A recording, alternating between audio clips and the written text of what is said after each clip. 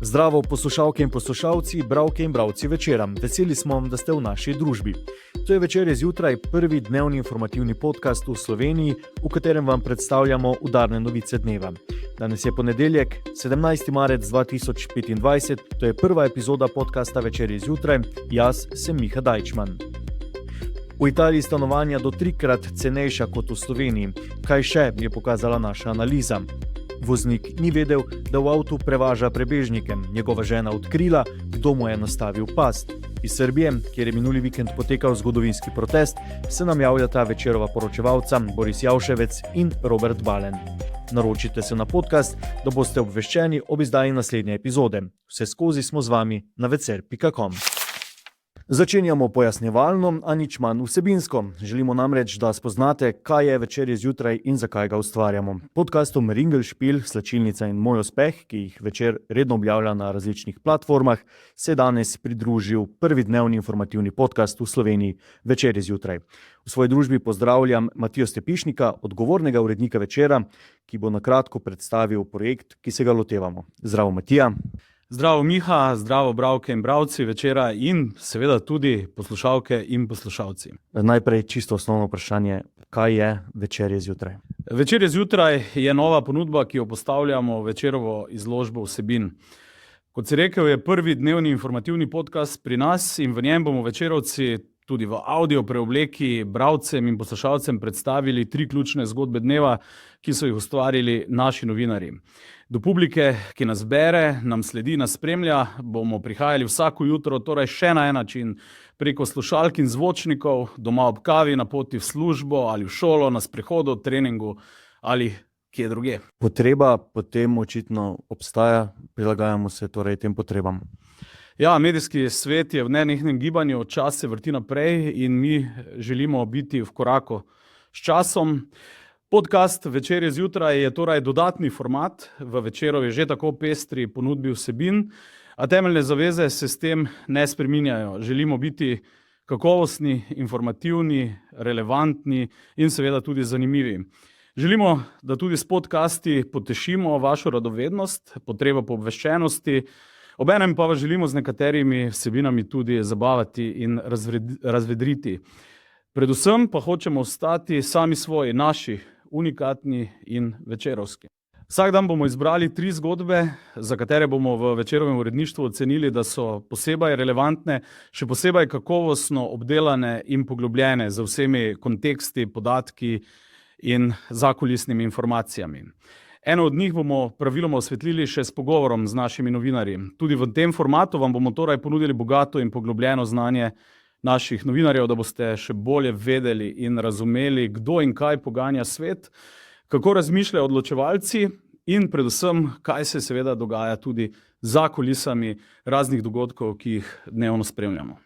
Ker se pojavljajo vprašanja, ali se Večer spreminja zaradi trendov, se Večer spreminja zaradi katerih drugih potreb oziroma vprašanj? Res je, spreminjajo se formati, spreminjajo se načini podajanja informacij, pripovedovanja zgodb, ampak kar je bistveno, je, da standardi kakovosti in profesionalnosti morajo ostati na visoki ravni.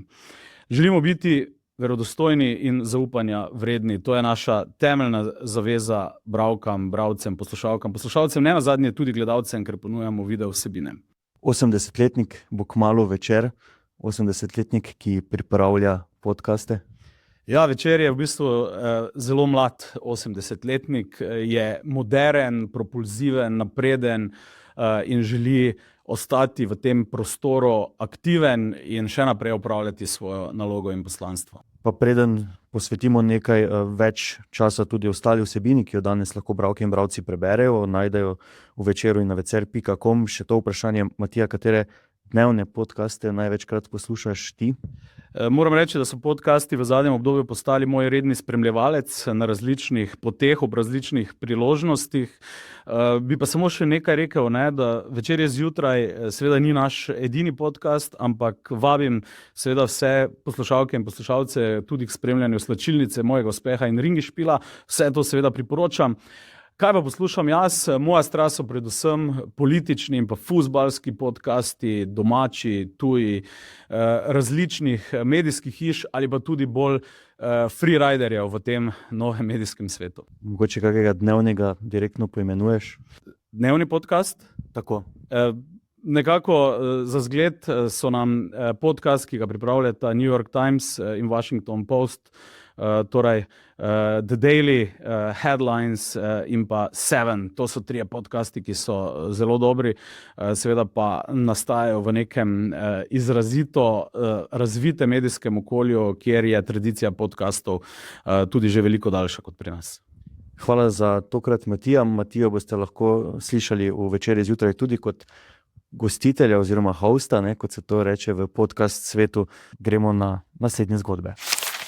V žarišču današnjega večera analiza, ki jo je pripravila Sanja Verovnik. Primerjali smo cene nepremičnin in najemnine v 10 mestih 3 držav. Ugotovili smo presenetljive razlike. Če iščete stanovanje v Sloveniji, ste verjetno že opazili, da cene nepremičnin vztrajno rastejo in se približujejo rekordnim vrednostim.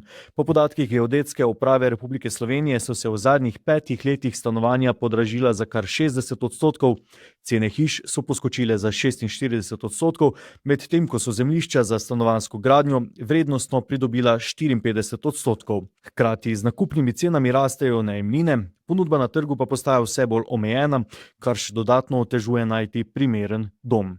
Toda kako se slovenski trg primerja s sosednjima, Italijo in Avstrijo? V naši analizi smo primerjali povprečne cene rabljenih in novih stanovanj ter najemnine v 10 mestih, od Ljubljane, Maribora in Kopra do Trsta, Gorice in Dunaja. Ugotovitve so presenetljive. V italijanski Gorici so stanovanja 3-krat cenejša kot v Ljubljani. V Trstu pa je povprečna cena kvadratnega metra nižja kot v Kopru. Avstrijska mesta ponujajo stabilnejši najemni trg, Dunaj pa z javnimi najemnimi stanovanji omogoča ugodnejše bivanje srednjemu sloju. Se torej splača razmišljati o nakupu in najemu stanovanja čez mejo? Se bo slovenski trg še naprej segreval? Podrobnosti analize najdete v Večeru ter na vecer.com. Na straneh Črne kronike tokrat o sodbi, ki je presenetila. Senat Celjskega okrožnega sodišča je pred dnevi izrekel oprostilno sodbo belgijskemu državljanu, ki mu je tožilstvo očitalo nezakonit prevoz tujcev. Za prepovedano prehajanje meje ali ozemlja države, storjeno v okviru hudodelske združbe, kar se je očitalo obtoženemu, je oprostilna sodba, ki sicer še ni pravnomočna, v Sloveniji redko izrečena. V tem primeru se je pokazalo, da obtoženi, ki mu je grozilo od 3 do 12 let zapora, ni vedel, da je padel v kremplje dobro organizirane kriminalne združbe, ki je z oglasi za taksi prevoze dejansko iskala voznike, ki bi prevažali ilegalne prebežnike. Policija je Belgica, ki je mislil, da upravlja prevoz za Uber, ustavila aprila lani. V avtomobilu je prevažal žensko in njene otroke, ki seboj niso imeli dokumentov. Belgicu so odredili pripor, v Slovenijo ga je prišla iskati žena, rojena na Nizozemskem. Ta je nato vsak mesec prihajala v Celje, kjer je bil skoraj 11 mesecev v priporu. Medtem je sama našla podatke o moškem, ki je najel njenega moža z lažnim oglasom in ga zvabil v kriminalni posel. Naposled je bil obtoženi oproščen, podrobnosti zgodbe, ki jo je pripravila Damjana Žišt, pa najdete na vecer.com in v Večeru. Za konec gremo še v Beograd, kjer sta naša sodelavca, novinar Boris Javševec in fotoreporter Robert Balen. Spremljala sta zgodovinski protest, ki je združil študente in številne druge nasprotnike trenutne oblasti. Beograjske trge, avenije in ulice je preplavilo kar več 100.000 študentov in njihovih somišljenikov, ki predsedniku Vučiću sporočajo, da je dovolj. Navezali smo stik z Borisem in Robertom. Boris, v tvojih javljanjih, komentarju in reportaži lahko spoznamo, da je šlo za res zgodovinski trenutek. Kako si ga doživel?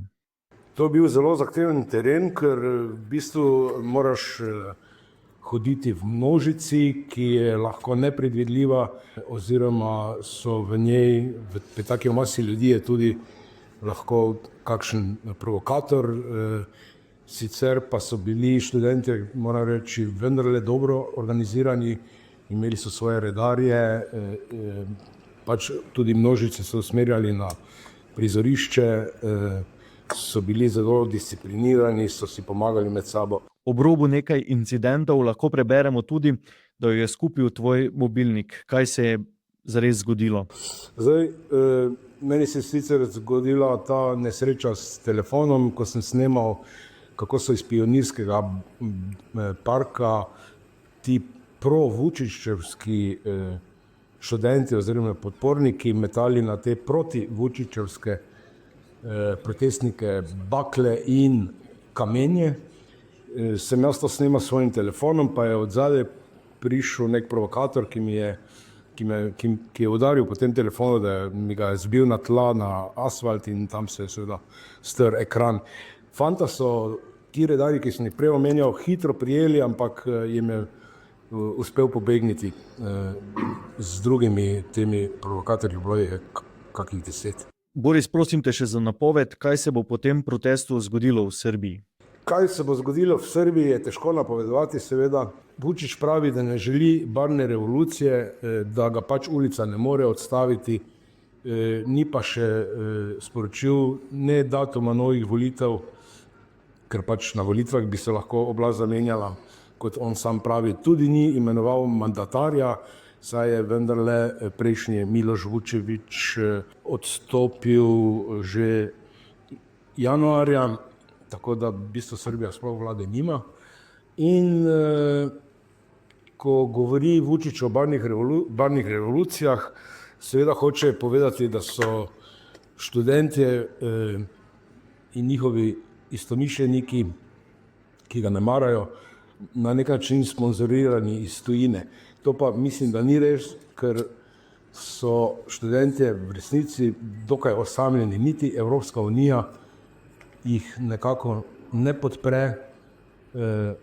Vse te komisarke in komisarji govorijo, če govorijo o Srbiji, govorijo samo puhlice in obča mesta, ponavljajo kakšne konkretne obljube ali pa ukrepa pa ni.